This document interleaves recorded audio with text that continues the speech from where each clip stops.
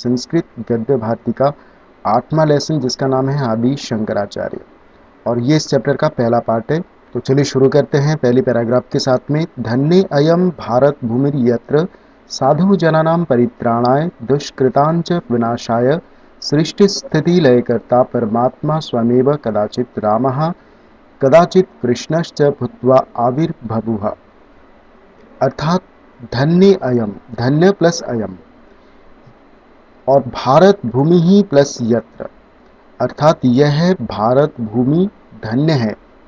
यत्र यानी कि जहाँ, साधु नानाम अर्थात साधु पुरुषों की अर्थात सज्जन पुरुषों की, परित्राणाय अर्थात रक्षा के लिए, च यानी कि और, दुष्कृतान अर्थात पापियों के, विनाशाय यानी कि विनाश के लिए, दुष्ट व्यक्तियों के विनाश के लिए, सृष्टि स्थिति लय करता, सृष्टि स्थिति और प्रलय के करने वाले परमात्मा अर्थात भगवान स्वमेव अर्थात स्वयं ही, कदाचित अर्थात कभी, राम कदाचित कभी, च यानी कि और, कभी, कृष्ण, भूत्वा यानी कि होकर, आविर्बभूव अर्थात प्रकट हुए, आविर्भूत हुए। त्रेता युगे रामो धनुर्वृत्त्वा विपथगामिनां राक्षसां संहारं कृत्वा वर्णाश्रम अव्यवस्थाम अरक्षत।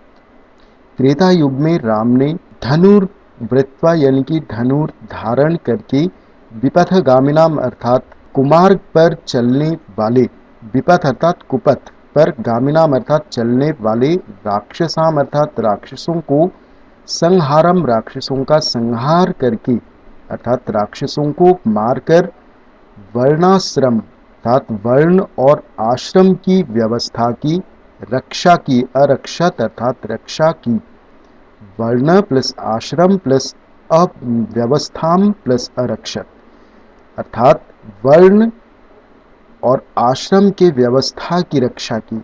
द्वापरे कृष्णो धर्म ध्वंसिनः कुंडरीपतिना उत्पाट्य धर्मत्रायत।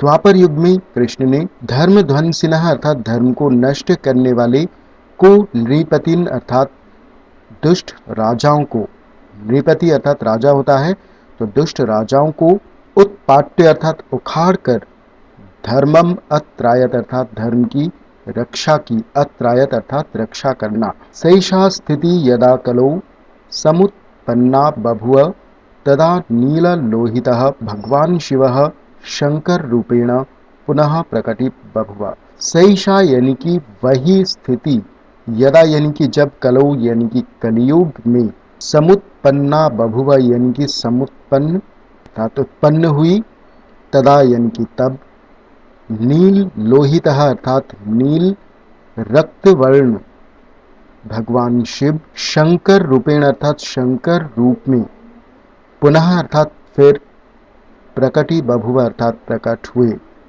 भगवतः शंकरस्य जन्म काले वैदिक धर्मस्य ह्रासः अवैदिकस्य प्राबल्यं चासीत्। भगवान शंकर के जन्म के समय, भगवान शंकरस्य यानी कि शंकर के जन्म के समय, जन्म काले अर्थात जन्म के समय, वैदिक धर्म का ह्रास अर्थात वैदिक धर्म की हानि, च यानी कि और, अवैदिक से अर्थात वेद को न मानने वाले धर्म अर्थात अवैदिकों की, प्राबल्य आसित अर्थात प्रबलता थी।